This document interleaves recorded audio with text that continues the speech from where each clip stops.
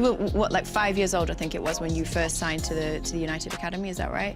Yeah, I just turned 5 when you go to the development centres and you play football as a kid. And at that age, though, it's all about enjoying it. Like, right. You just need, until you get to 15, 16, where it becomes tactically a little bit more important to change there, just enjoy football. Like some of the kids these days, it's a lot of pressure to be, I see online, some people are saying, oh, they need to do this and do whatever to get to the Premier League or get to play for the national team. Just let them enjoy it, let them express themselves and let them find their own route in football. I read this thing about you, how you kind of had this period when you were at the Man United Academy where you were struggling with injuries. They weren't sure if it was going to derail your career because you had this insane growth spurt of like 14 inches in 2 years or something. I was 5'6" whenever I was probably about 16. But whenever I was younger, I was a silky number 10, like in between the lines, small, agile, receiving it, turning, shooting, stuff like that. And then I got a bit bigger and I was like, oh, I can't really do that as well anymore because of the balance and my coordination wasn't quite as good as what it used to be. And I couldn't really get that out of my head because when I was 16, me and Marcus Rashford were doing 45 minutes a half for the under-16s. And I was like, God, this is a bit different playing number 10 now from whenever I was 12, 13, 14. And it took me a while from whenever I was 18 to 21 to fill into my body and feel more like a man, you know? So some players start when they're 16, 17, 18. I didn't start until I was 21. So in my own head, in my own body now, in my mind, I'm 29 years old now, but I actually feel nowhere near that. At what point did it become like a job to you? At what Never, point? to be honest. The only thing that's hard is a lot of travelling and stuff like that, but in terms of it being a job, like, I know how lucky I am and how fortunate I am to be in this position. So I could never, ever label it as a job because there's millions and billions of children in the world and people my age or a little bit older who would snap their hand off to be a professional footballer at whatever level. So, yeah, you just got to never take anything for granted. You talked before about, like, when you mentioned Man United, you said the good, the bad and the ugly. You lived through kind of like a turbulent period with the club in general, just with them struggling and going through managers and trying to find the right solution to get things back on track. I guess I'm just interested, your experience of Manchester United, how do you reflect on your time there? Yeah, with immense pride, to be honest, because I played 255 times and scored some important goals and won 2 trophies for my team. So if you'd have said that to me whenever I was 16, I'd have never believed you. And also, looking back now, I'm just extremely grateful for all the people that I met along the way at the club and everybody. And I always wish them the best in no matter what happened in terms of the financial difficulties in football these days where players have to move or whatever happened whenever I left is not important. It's the fact that I actually lived my dream and played for Man United, and I'm so proud to say that. Knowing how, when you moved to Napoli from United, kind of the upturn in form, and predominantly it feels like that was because of where you were positioned on the pitch, right, and being put in your best position to be able to perform at your best.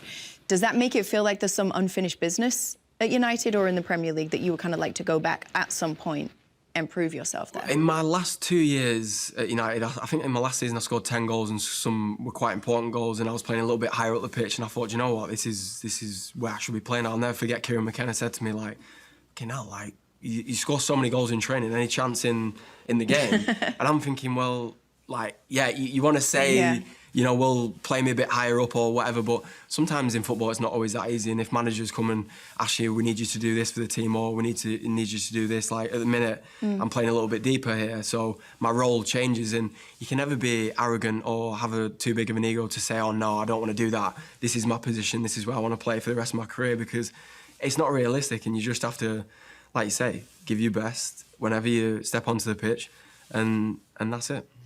Given your love for the club, like you said, it's your club, it's the club you grew up supporting, it's the club your family supports, I think, as well, right? Did you feel any hurt about the way that chapter ended? I mean, a lot of, like, let's say, big-name former players came out and felt like you were the type of player that they should never have let go, because you're a local lad, you loved the team, you understood, like, the culture of the team, and you worked so hard for the team. Did you feel similarly? Did you feel any hurt attached to that? No, it was a mutual decision where I wanted to go and play, and the club obviously had difficulty with, is it PSR? Is that right? The financial, PSR? yeah. Yeah, I think that, so they had difficulties with that, and It was a mutual thing. There was no ill feeling towards anyone at Manchester United. I've got so much love for them, all the people there. Whenever I watch Man United now, I'm still connected. I still feel Bruno's playing well, and I know Harry and Tom Heaton's still there, and I still want them to do well. And yeah, it's a strange feeling watching, but it's normal. It's part of the life. So I feel like I'd be different. I feel like if I left the Champions League show, I would hope that the show is a lesser show without me. Do you know what I mean? I would want to feel that. It's like a validation thing. The United experience, obviously you mentioned José Mourinho as one of the managers you played under. He was the manager that gave you your first appointment on the team to be able to play first-team football. Yeah. How did he impact your life, knowing that a manager like that believes in you, wants to put you into the first team? He's a character. I seen him and spoke to him after the game the other night, and I missed him. And whenever I seen him, his energy and the way that he was speaking to me, like it's been a while since I'd seen him. So for me, I have to be so grateful for him. And my father before the game was saying, make sure you go and say hello and ask him. You gave him a gift, didn't you?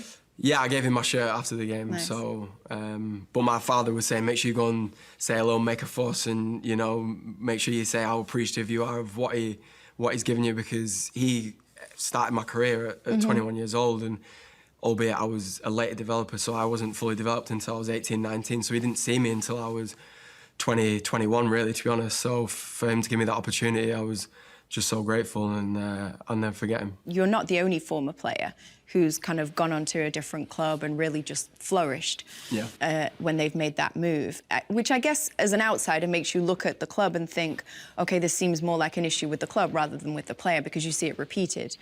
What were you going to say? You disagree?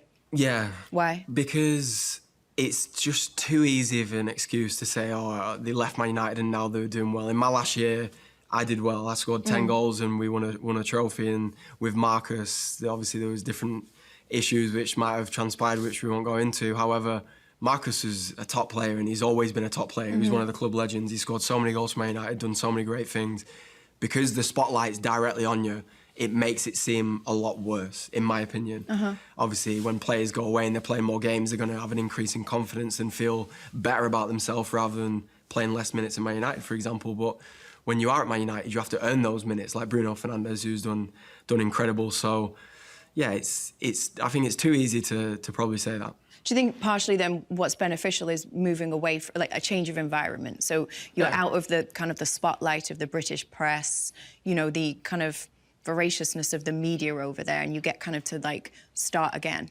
Potentially, yeah, but there's also some players who leave who people don't speak about so much, but there is players who everyone speaks about, so it depends on the individual. And for me, I think it's too easy an excuse to blame Man United as a club, because whenever I was there, they did everything for me. They helped me with nutrition, they helped me with training, they helped me tactically, whoever the manager was there. Everything is put there for you to succeed. It's not like they don't give you certain things that other clubs do. They do. So the myth of they go away and they're better players comes down to confidence. If you're going away and you're playing every single game and you score, and then you score again, and then people start speaking, you feel good about yourself and you want to continue in that way. So, yeah, I think it's a myth.